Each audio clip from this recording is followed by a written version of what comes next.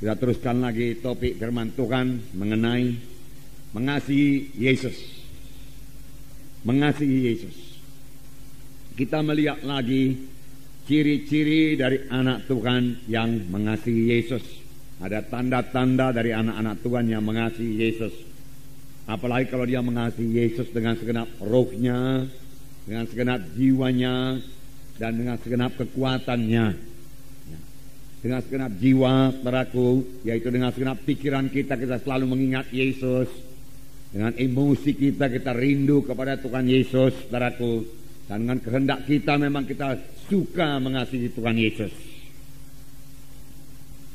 Inilah hukum yang terutama dan hukum yang terbesar. Firman Tuhan berkata, saudaraku.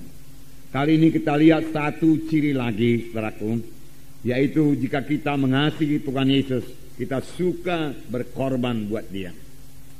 Tidak ada yang berat untuk dikorbankan buat Tuhan Yesus, saudaraku. Sebenarnya, saudaraku, korban kita itu dibanding dengan kasih Tuhan tidak akan pernah sebanding.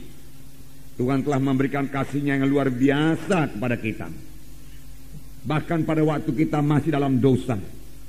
Buku 1 Yohanes 4 ayat 19 berkata, kita mengasihi karena Allah lebih dahulu mengasihi kita. Kita patut mengasihi Tuhan karena Tuhan telah lebih dahulu mengasihi saudara, mengasihi saya. Dia mengasihi kita, saudaraku, dengan menggantikan kita dihukum supaya kita jangan dihukum. Dia dijadikan dosa supaya kita jadi kebenaran. Dialah substitusi kita, ganti kita. Itulah sebabnya kita diselamatkan oleh Tuhan Yesus. Dan sesudah selamat, Tuhan mengangkat semua kutuk dosa daripada kita dan memberikan kepada kita berkat Abraham. Sehingga kita berada sebagaimana kita ada sekarang. Saudaraku, kita patut mengasihi Tuhan kalau kita ingat dari mana kita dahulu diangkat oleh Tuhan, dari kematian rohani. Firman Tuhan berkata, dahulu kamu mati oleh sebab segala kesalahan dan dosamu. Kita berjalan dalam kegelapan, tidak ada iman, tidak ada pengharapan, tidak ada hidup. Inilah yang paling parah, tidak ada hidup yang kekal. Tetapi Tuhan telah memberikan kepada kita hidup yang kekal dengan korban yang sangat besar, yaitu Allah memberikan anaknya sendiri, saudaraku. Karena Yesus, saudaraku, dosa kita diampuni, saudaraku, dan Tuhan memberikan lagi kepada kita Roh Kudus yang memimpin kita pada segala kebenaran, pada segala kebenaran. Sesudah itu Roh Kudus, saudaraku, terus memimpinkan kita hari lepas hari. Firman Tuhan berkata Roh Kudus memimpin kita pada segala kebenaran. Firman Tuhan berkata bahwasanya setelah kita dibentuk terus hari lepas hari menjadi bertambah, hari bertambah seperti Yesus. Kita harus berubah kalau kita mau mengikut Yesus.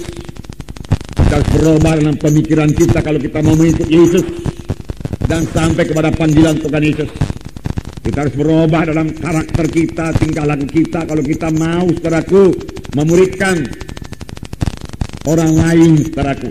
Karena memberi teladan adalah yang paling perlu dalam memuridkan orang lain.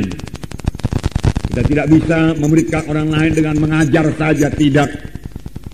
Orang lain melihat hidup kita yang berubah, pemikiran kita yang berubah. Orang lain harus melihat hidup kita yang suci, saudaraku.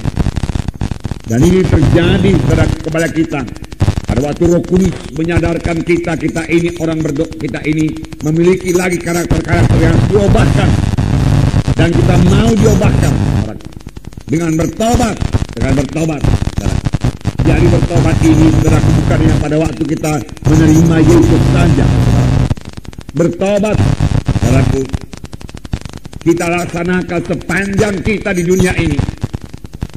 Saudara, pada hari Minggu kita dengarkan satu gaya hidup yang baru, yaitu gaya hidup yang bersekutu dengan Tuhan Yesus.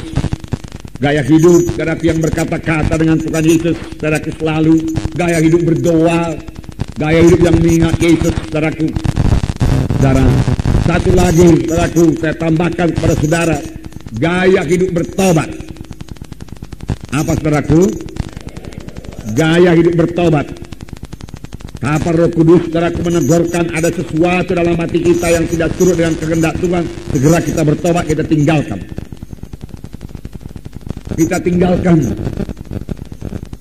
Bertobat bukan sekedar menyesal saja, menangis, saudaraku, tetapi tidak mau berubah.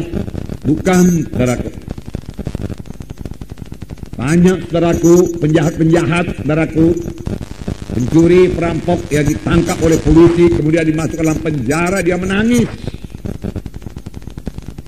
Dia menyesal, bahkan dia menyesal. Tetapi dia sama sekali tidak mau meninggalkan, saudaraku, kejahatannya itu. Sesudah keluar dari penjara, dia kembali. Kalau ada kesempatan, dia kembali berbuat kejahatan. Saudaraku, yang diminta Tuhan daripada kita berubah. Berubah, itulah bertobat. Supaya kita, saudaraku, bisa dibentuk menjadi sama seperti Yesus. Tanpa kita mau berubah, saudaraku, tanpa kita mau bertobat sungguh-sungguh, saudara, dan tidak akan sampai kepada maksud Tuhan. Dan kita tidak bisa memuridkan, saudaraku. Karena memuridkan, saudaraku, perlu teladan. Karena saudara tentunya di kelompok sel itu memuridkan, saudara. Memuridkan itu, saudara, tidak cukup dengan mengajar saja. Tapi orang harus dapat membaca hidup saudara. Transparan. Kehidupan kita ini dilihat oleh kehidupan saudara sebagai pemimpin kelompok sel dilihat oleh anggota-anggota kelompok sel. Bahwasanya saudara sudah berubah, mengasihi Yesus, mengasihi dia, yaitu anggota-anggota kelompok sel saudara. Dinyatakan dalam pelayanan saudara kepada dia, perkunjungan saudara kalau dia tidak datang, saudaraku. Di situ dia melihat pada kedewasaan saudara, kasih saudara. Dan dia mau berubah menjadi seperti saudara. Dan kelak kalau dia sudah berubah, dia akan memberikan orang lain lagi. Demikian pemberitaan berjalan terus. Dari satu generasi rohani kepada generasi yang lain, saudara. Nah, jadi gaya hidup bertobat. Gaya hidup bertobat. Yang meninggalkan segala kebencian Tuhan. Yang meninggalkan semua yang tidak berkenan kepada Tuhan. Yang meninggalkan semua tabiat-tabiat lama. Yang tegurkan Tuhan kepada kita, kita tinggalkan. Kita mau dengar nanti mengaku kekurangan kita, saudaraku. Kalau kita masih merasa diri kita benar, saudaraku, kita belum bisa bertobat. Kalau kita merasa diri kita lebih baik daripada yang lain, kita tidak bisa bertobat. Bertobatlah kamu sebab kerajaan surga sudah dekat.